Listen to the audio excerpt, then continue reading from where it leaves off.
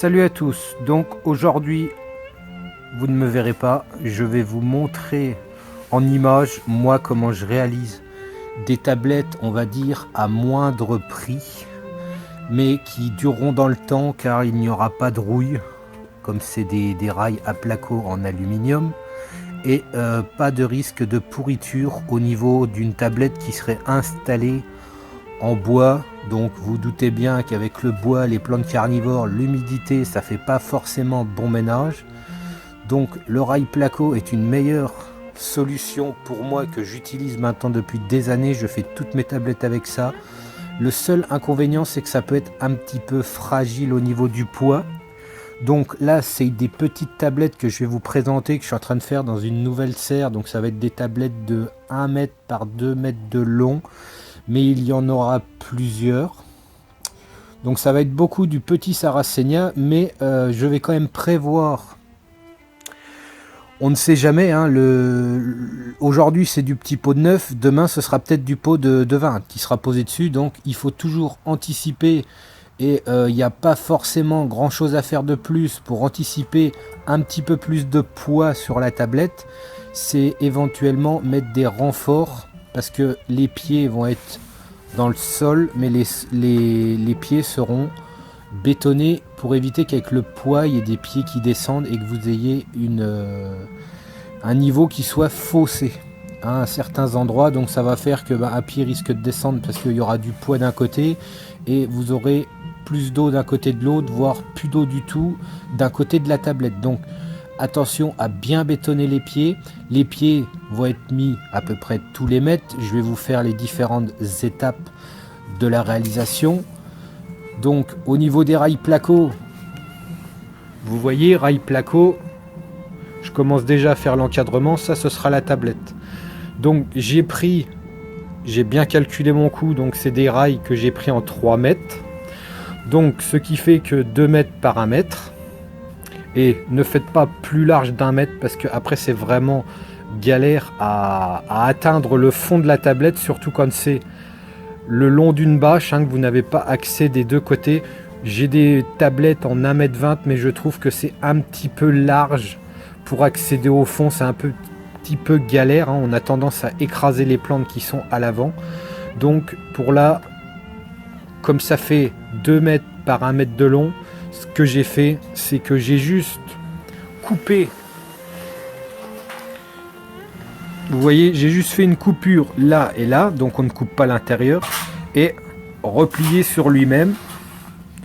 Donc après, c'est vous qui voyez, soit on utilise la pince spécialement pour sertir le placo, soit il existe les vis à placo. Les vis à placo, c'est de la vis noire qui rentre tout seul, hein, il suffit de forcer un petit peu, ça perce le placo et ça mettra les deux en même temps. Donc là, voilà, c'est vraiment je l'ai plié, hein, du coup ça me fait un L. On a vraiment nos 3 mètres et pareil de l'autre côté. Donc j'aurai juste à relier ce point-là. L'assemblage effectué, on va passer au point intermédiaire. Donc le point intermédiaire, ça va être de mettre des largeurs d'1 mètre. Sur toute la longueur espacée, je vais mettre de 25 cm. Juste un petit rappel, quand on utilise la pince à sertir, évitez de mettre les... Ça va sertir, donc ça écrase en perçant l'aluminium et ça vous refait une petite bavure de l'autre côté en ressortant de l'autre côté. Donc il faudra bien penser, ça évite de raccrocher la bâche ou quoi que ce soit. De toute façon, par au-dessus on va mettre du lambris PVC, mais ça fait toujours des trucs beaucoup plus propres d'avoir, vous voyez, les petits languettes à l'intérieur.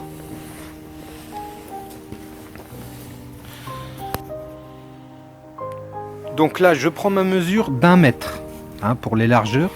Moi ce que j'utilise maintenant, c'est ça s'appelle une cisaille à ferraille, il me semble le terme.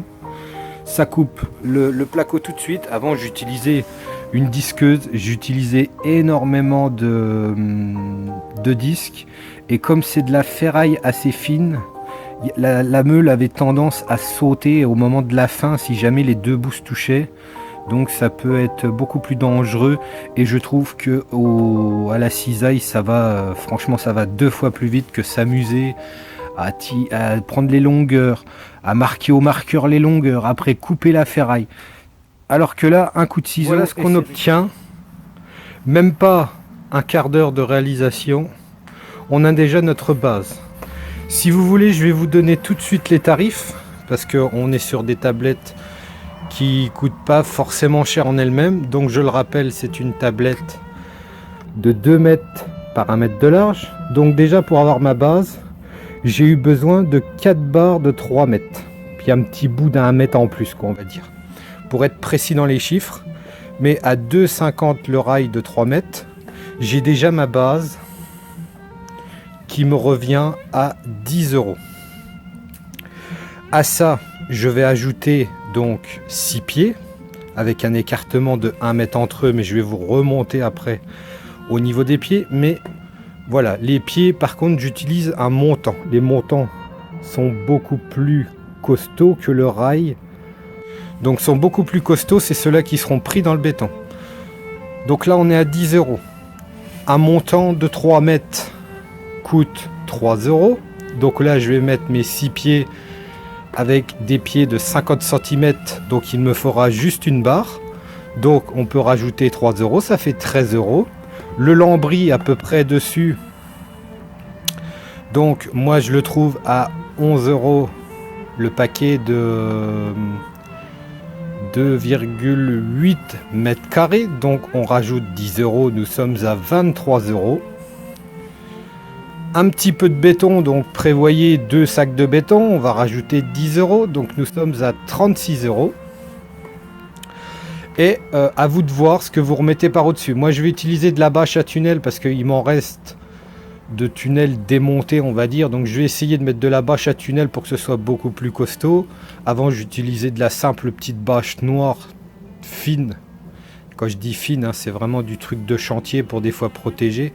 Mais faites attention, ça se perce assez facilement. Donc prévoyez peut-être une aquanape pour mettre à l'intérieur, pour éviter de percer quand vous allez traîner les pots dans le bac. Donc voilà, avec la bâche, on va dire que vous avez une tablette de 2 mètres par 1 mètre pour 40 €. Et ça, c'est garanti pendant des années. C'est pas du tout comme le bois. Donc là, je vais tout de suite accrocher les pieds. Donc je vous ai dit 50 cm. Il faut bien prévoir les 50 cm de pied. Mais il faut bien prévoir les 20 à 30 cm qui seront pris dans le béton, dans la terre. Moi, c'est pour du Sarracenia. Donc ici, on va essayer de faire surélever la tablette, aller de 20 cm. Pourquoi je ne l'ai pas posée au sol directement? Juste pour une histoire de niveau. Des sols sont pas forcément droits. Donc si je la pose directement sur le sol, je sais qu'à certains endroits, je n'aurai pas du tout le même niveau de l'eau. Donc mettre des pieds est beaucoup plus stable dans le temps et vous fait un niveau parfait qu'on peut régler. En général, quand je fais de la plus haute tablette, donc là 50 cm, surélevé à peu près par rapport au sol de 20 cm, hein, je prévois mes 30 cm dans le sol, donc la tablette va dépasser de 20 cm. Donc le tarif, ça s'applique pour ça. Quand j'ai fait mes tablettes dans la serre, évidemment, j'ai mis des pieds 1 mètre, environ 1 mètre. Hein, j'ai pris mes 20 cm qui sont dans le sol pour avoir un 80 cm de haut. Voilà, c'est des Drosera, c'est des choses comme ça. Donc je préfère les avoir en hauteur que quasiment par terre, ou que c'est qu'il faut que je me plie pour regarder. Donc voilà, on prévoit les pieds. Les pieds, quand vous faites des tablettes plus hautes, eh ben, on peut les bétonner. Hein. On utilise un système de fil pour l'alignement des pieds. On fait le niveau avec les longueurs. Et par la suite, on met les traverses. Mais là, voilà, pour de la petite tablette comme ça, vous vous embêtez pas. Vous la faites directement. On va juste faire des encoches pour les pieds. Surtout, utilisez bien la pince à sertir. Ça vous évite de percer pendant des heures. Une pince à sertir, c'est serti. Voilà les petits picots. Donc, une fois que c'est serti, ça ne bougera plus. Donc, je vous reprends juste après. Là, je vais mettre les pieds. Je ne vais pas vous mettre la phase de bétonnage. Mais c'est pas forcément intéressant. Je vais vous montrer les pieds une fois qu'ils seront en place. Une petite vue rapide. Et je vous montrerai la pose de lambris. Donc, le lambris, si vous voyez, ça fait des lamelles blanches là qu'on achète pour refaire des plafonds ou même des murs. Donc pourquoi le lambris PVC? Tout simplement parce que si je mets une plaque de bois, on va revenir au même point. Dans quelques années, il faudra changer la plaque. Donc après, c'est à vous de voir, hein. Soit vous investissez, on va dire, sur du long terme, qui est peut-être un petit peu plus onéreux, mais au moins vous êtes tranquille. Alors que si vous essayez de faire avec de la récup, déjà la récup, ça veut dire que c'est du bois qui a déjà été utilisé. Donc forcément, le bois utilisé n'est déjà plus aussi efficace qu'un bois neuf ou que c'est qui va être beaucoup plus long dans le temps avec l'humidité. Donc là, je vous dis, ça fait 8 ans que j'ai commencé la première tablette. Ça fait 8 ans que je ne vois aucune faiblesse au niveau de rail à placo. Je vous montre un peu la phase qui avance. Donc un lambris vissé sur la longueur pour faire votre hauteur de bac. Pareil, on fera pareil sur la largeur pour les 4 côtés. Et après, il suffit de latter le fond du bac. Donc moi j'ai pris des lames de 10 cm de large, hein, donc il va m'en falloir 10. Le fond du lambris, donc recoupé à la bonne longueur. On peut les croiser avec les chutes. On n'est pas obligé de mettre toutes les longueurs et mettre, on va dire, le bout à la poubelle. On peut toujours récupérer et croiser, mais attention, croiser un sur deux, hein. Il faut toujours en remettre un complet après pour que ça tienne beaucoup mieux. La bâche dessus et comme je vous disais, l'aquanape. L'aquanape, ça évite de percer la bâche quand elles sont trop fines et ça vous garde une petite humidité, car une bâche noire en plein soleil, je peux vous dire que ça carbure. Alors qu'une aquanape va rester gorgée d'eau et ça va permettre de garder votre pied ou le fond de votre peau à l'humidité sans être dans un contact de chaud et de sec. Mais ne vous basez pas sur une aquanape qui reste trempée, hein. Une aquanape trempée, elle arrosera jamais votre plante, mais elle évitera de la faire sécher trop vite. Donc voilà, je conclus là-dessus.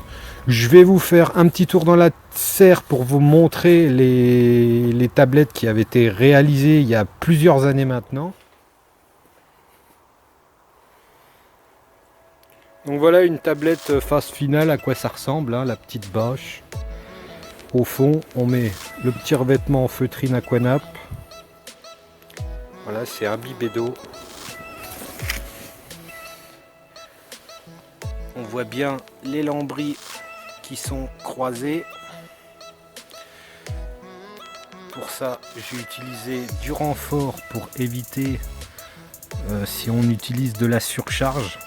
Donc ça aide énormément, ça évite, voilà, entre les deux, ça va beaucoup plus loin pour tenir la charge que si c'était les poteaux, parce que les poteaux là sont espacés de 2 mètres, donc ça risquerait de plier en plein milieu au niveau du poids. Mais les renforts sont là pour aider.